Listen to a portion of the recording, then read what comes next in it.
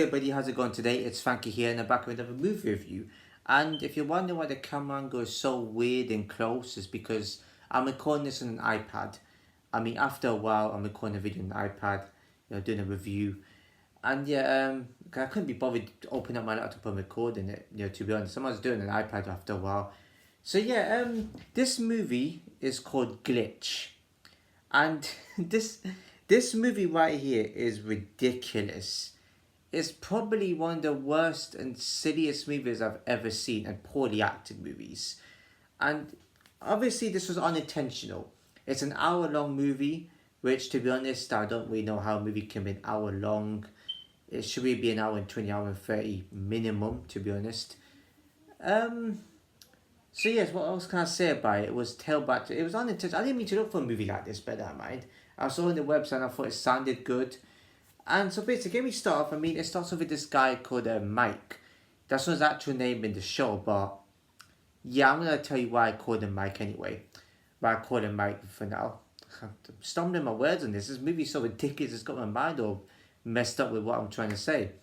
And yeah, so he wakes up and he says, "No, I'm waking up and I got a memory, and yes, of a surgeon just operating on me." And I'm like, every time he narrates something, he sounds like he's rapping. He sounds a bit like Diddy. No Diddy. I'm just saying, it sounds like him a little bit, or like Snoop Dogg, like a mix between the two. I don't know. And it's poorly acted, I gotta say. He wakes up and I was like, the way he's talking, I know this is an hour long, it's probably a project, but I know the way, he's talking stuff about, but it's probably that I know the way he talks. They should have, but it's acting. You should just be acting it out perfectly. Like, you should just be talking more differently than that. I don't understand what's wrong with him. I don't understand what's wrong with these characters with their poor acting. Gets up and he goes on the bus and he sees this guy called Tony, or something. That's his name, Tony, and tells him that he's a Navy SEAL and they were best friends. And he also tells him he has a family. That comes in later on. Sees a psychologist. The voice acting from especially the female characters, it's so low. Talks to the psychologist and she's like, "Hey, how are you doing today? Are you alright today?" And then she says, "Oh, it's part of like, no, you got psychosis or something." I'm just like, hold on a minute, what type of microphone did they give her? Like, what did they tell her to act this way? This is not how acting should be. They should not be sounding like this. They should be a bit more upbeat and actually get with the script and act how like their life depends on it. Like, just act with passion. These have got no passion. And then obviously as soon as, like, because he was saying that he's dreaming and stuff like that, blah blah, goes out, leaves, and then she tells someone on the phone that Mike is in there, and then sits down, and then he gets a call from Tony, and then Tony says, "People, after you gotta leave." He puts his phone in the bin, and then there's two agents that come, right? I didn't think they introduced themselves. I'm calling them agents, right? And then what? These agents, I gotta tell you though, I can't tell if this is an action comedy or just action, because these two crazy weirdo agents act like the comedian duos, or the comedians, and they at least they got more character than Charlie and Billy. They should put those two in that movie Babe Camp. And yeah, so he says, "Oh no, there's over there. Where? Over there." And he says, "What's wrong with your eyes?" He said, "Don't. What are you talking about? What's wrong with my eyes? Just focus, innit?" And they go to the bin and they find the phone in there. Then Tony, helps this guy out. Goes to the place. Tony tells him about history, which I don't want to get into. And then agents come to Tony's door, and then Mike just leaves. I don't know. Well, Mike goes back to his house.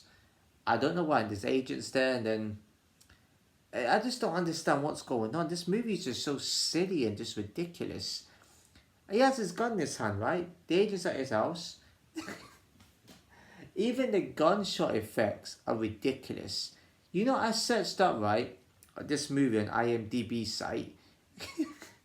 The budget, I swear to you, I don't know if I read this right, it's $10,000.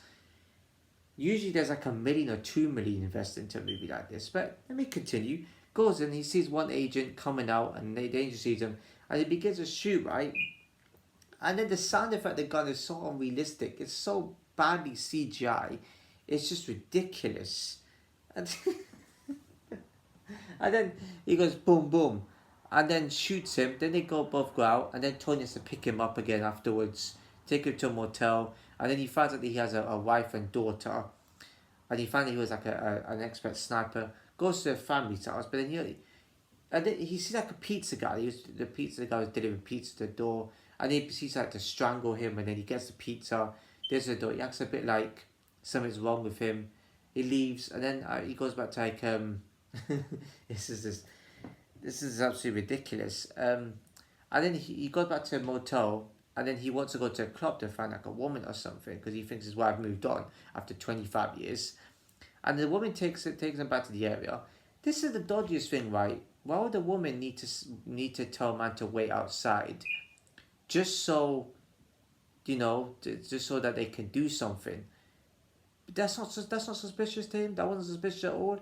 You should just bring him inside. And as he's waiting out there, two men come out the van and start like I can cover in his head and just put him in that drugging him or something like that. Put him in. Well, no, they actually just attack him or something like that. Put him in the van, and then hold him hostage by these three dudes. I think one of them was like the pizza guy that he strangled, and he says, "Oh, this woman to bring a guy to the club, classic, whatever he calls it." And then Tony comes in with a gun, starts shooting them. But there was that one scene in there where they just said, "We should kill him. Look where he shot me at.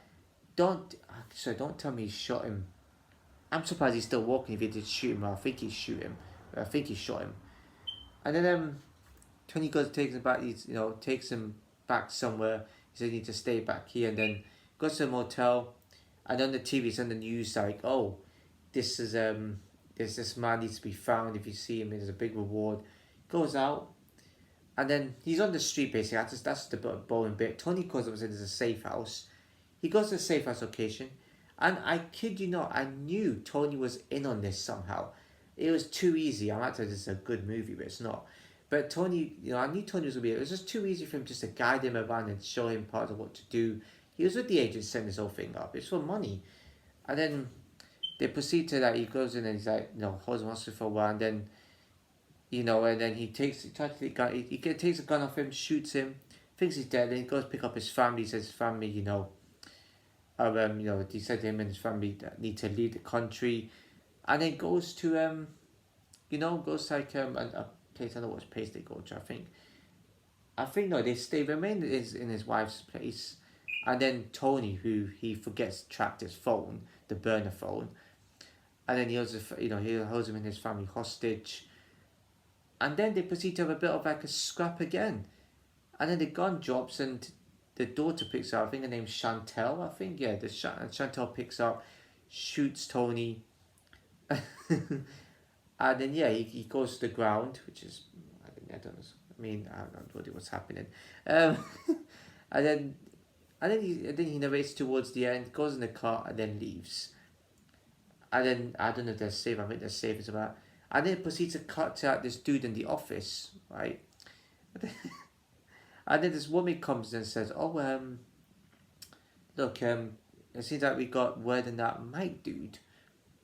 And then the guy said, "Yeah, okay, what about him?" "Well, the Mike you're trying to catch is a clone." Okay. I didn't expect that in the movie, but I'm not going to say that's a great twist because the acting's so atrocious. They didn't even. It's just like they had to do that to add desperation in the movie. And then just saying, but this doesn't show feelings for the actual Mike that died. I got KIA in the army. I think that's made up or whatever. I don't know. That's what they said in the movie anyway. And so they've been chasing a clone the entire time. And the reason why I called him Mike is because he got given a fake name called Craig Robbins or something like that. But when the actual name is Mike Evans, that's why I brought it up. And he also got microchipped. That's another thing I forgot to mention in this part of the video. He got microchipped. And and it's weird because he went to Tony's niece's house, right? And then shut her, up here in his brain. What unrealistic crap is this? Like, she got like some sort of thing that looked like a needle to sedate him, but then after when did you get sedated? He just moved like that. When you're sedated, you just stay like that, don't you? Unless I'm terribly mistaken and wrong. And then the acting from her, Oh my goodness. She was just like, "Well, don't worry, I'll have that done for you soon, don't worry." I'm sorry, the way they've been told to not move their mouths properly, I'm sorry, what's going on? I've seen movies like this, but with better acting and with better enthusiasm in it. I don't know I don't know what you were thinking, George Kirvin. I really don't. But this movie is just even Babe Camp and a bit more enthusiasm with their acting. That was terrible, and the acting could be way better in that movie. This movie, I don't know what was going on, man. I really don't. I was hoping it'd be more action. Nothing was crazy about this movie at all. And then she took out the two microchips. I don't really know how he didn't feel something different from that. But yeah, and then he woke up his arm, my head. Oh my goodness. Did not there was an operation done to his head. It just looked like he just woke up from a nap. Like what on earth is this movie, man? Like seriously, like what was I thinking watching this? An hour-long movie. I'm actually glad it was an hour. That's the only good thing about this, is that it was only an hour. They didn't extend it to an extra 20, 30 minutes. Because that would have been a complete robbery. That would have been a complete robbery of my time. I could have picked out a better movie. I could have picked out something like Talk to the Gun or Good Things, whatever that movie's called. I'll double check it again. But yeah, the movie was just absolutely terrible. Um, if I had better explanation, then yeah, the video would be way better and a bit more short than it should have been. But come on, man. You can't be posting movies. I get if it's like a project for money, they want to put something out there. I don't know. I don't know if this is on TV, but if it was on a website, it must have been shown on TV somewhere because this is ridiculous. Like that was just shameful acting. I'm sorry to say, and I keep seeing a lot of people with the same surname as him. So I assume they're family members of his. I probably one of them is like his actual wife. I don't know. That's what I gathered from it. And there was like different Hortons. There was the same Horton surname as also soon their family. I don't know. I have no clue. But then you had to call up bloody there's no point that we had to call up some sort of like casino dude called Broski or something like, or Drewski or whoever it was. I think it's Drewski, whatever the type of name that is. And he got drugged, and that's what made Tony go into the house up. And he's the one that helped him escape as well in the car. I don't know. The rating for this, what rating? The story got me a little bit. The story had me hooked. But then there wasn't much. It was only an hour long. There wasn't really any detail in this movie whatsoever. When movies are like that, I've seen movies like that where someone's been lied to about their identity, and there's more action and better acting, and there's a lot more to story and dialogue. In this one, nothing really was happening. It's easy to remember. It was just ridiculous, man. I gotta say the ages were the only ones that made the movie a bit more enjoyable. They had a bit more character. I nearly laughed, and there was silly in that movie. But I gotta say, they made it a bit more energetic, and they should have been the Babe Camp movie, not the other actors that came into it. Come on, not the other actors I saw last night in that movie. Oh man, the rating, it's a generous. I'm not even gonna say it's a twist at the end because it wasn't a good enough movie to have a twist like that. They did it out of desperation, man. Seriously, rating 2 out of 10. Really, improvements. Need better actors. Voices need to be a bit more better voice acting, especially.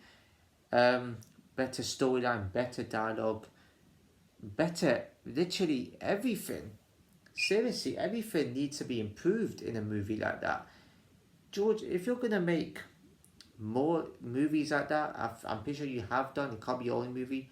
Then please, I hope you made something better than this and let me know. I mean, I don't think you will comment, but I'm saying just make something better, please. This video should not go on for this long talking about a movie like this. I was planning to shorten it too. But nonetheless, it's fair enough. I mean, 2 out of 10 it is. If you enjoyed the video, please give a like, comment, share and know, subscribe and hit the bell notification below as I see you in my next video.